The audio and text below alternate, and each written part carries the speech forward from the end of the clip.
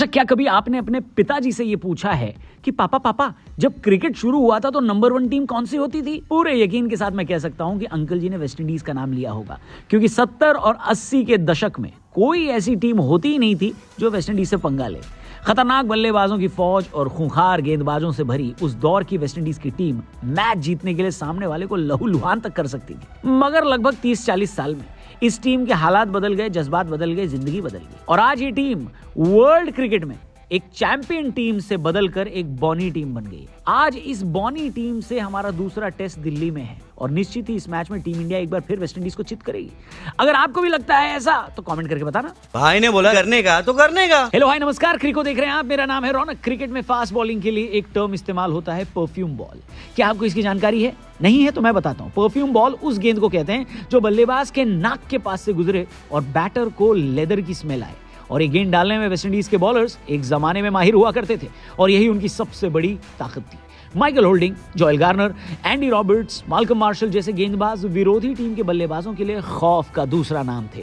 Clive Lloyd, Vivian Richards, Gordon Greenidge और Desmond Haynes जैसे बल्लेबाज सामने वाली टीम के बॉलर्स की रातों की नींद उड़ा कर रखते थे। ऐसा नहीं है कि इस टीम में फिर कोई अद्भुत सितारा नहीं आया, क्योंकि इसी टीम के लिए महान ब्रायन लारा खेले, इसी टीम के लिए कोर्टनी वॉल्श और कर्टली एम्ब्रोस जैसे धाकड़ गेंदबाज हुए और इसी टीम ने दुनिया को दिया यूनिवर्स बॉस क्रिस गेल।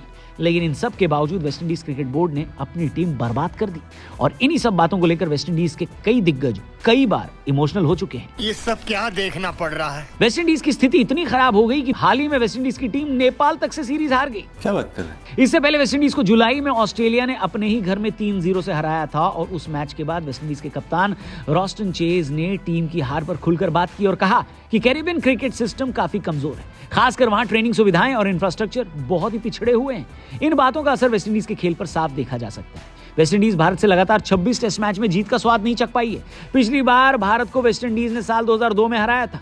इन्हीं सब बातों को ध्यान में रखकर वेस्ट इंडीज के पूर्व कप्तान डैरेन सैमी ने कहा कि वेस्ट इंडीज में टेस्ट क्रिकेट का पतन व्यवस्था का कैंसर है, जिसकी शुरुआत काफी पहले हो गई थी। 2 बार की T20 वर्ल्ड कप विजेता कैप्टन का मानना है कि प्रदर्शन के दम पर अगली पीढ़ी के लिए छोटे प्रारूप यानी स्मॉल फॉर्मेट के कई रोल मॉडल हैं और रिसोर्सेस उपलब्ध होने पर ही वो खेला जा सकता है। सैमी ने कहा कि ये कैंसर की तरह है जो सिस्टम में पहले से था।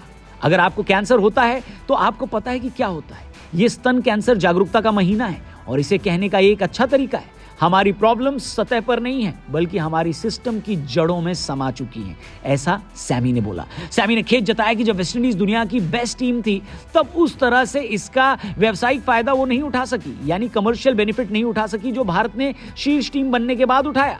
उन्होंने कहा हम 5 टेस्ट मैच खेल रहे हैं, 4 महीने एक ही जगह पर दुनिया का मनोरंजन कर रहे हैं, जहां दूसरे बोर्ड को फायदा हुआ पिछले कुछ सालों में, चाहे प्रबंधन की यानी मैनेजमेंट की कमी हो, विरोध हो या जो भी हो, हमें आगे बढ़ने में मदद के लिए फाइनेंशियल सपोर्ट की जरूरत है। बात तो सही है। वेस्ट इंडीज के पूर्व कप्तान ब्रायन लारा ने तो यह सवाल तक उठा दिया कि शायद वेस्ट इंडीज के मौजूदा खिलाड़ी क्रिकेट खेलना ही नहीं चाहते।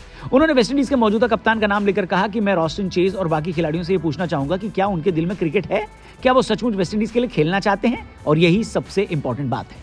कई बार वेस्ट इंडीज क्रिकेट बोर्ड को भारतीय क्रिकेट बोर्ड और ऑस्ट्रेलियन क्रिकेट बोर्ड से सीखने की बात कही जाती है, मगर ऐसा कुछ होता दिखता नहीं।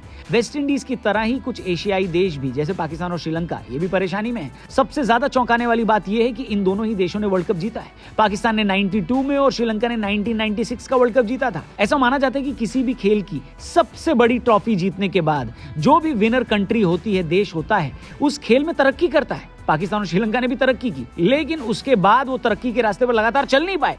दोनों ही देशों में क्रिकेट बोर्ड में भ्रष्टाचार से लेकर तमाम इर्रेगुलरिटीज की खबरें आती रही। राजनीति का बोलबाला चरम पर रहा और यही हाल वेस्ट इंडीज क्रिकेट का भी है। इसमें कोई डाउट ही नहीं कि वेस्ट इंडीज क्रिकेट में पोटेंशियल की कोई कमी है ना, बहुत ही स्ट्रांग टीम है, मगर जब तक इस देश का क्रिकेट बोर्ड अपने क्रिकेट के लिए खड़ा नहीं होगा तब तक ये देश क्रिकेट जगत में किसी कोने में ही पड़ा होगा। ये भी ठीक है। तो अगर आपके पास कोई सजेशन है, कोई सुझाव है वेस्ट इंडीज क्रिकेट बोर्ड के लिए या वेस्ट इंडीज के खिलाड़ियों के लिए, तो कमेंट बॉक्स में लिखना। वैसे भी कौन सा पढ़ने वाले हैं, फिर भी अपनी बात तो रख ही सकते हो आप। चैनल को सब्सक्राइब करके जाना। क्रिको पर मिलेंगे कल। Thank you for watching. Good bye. जय हिंद।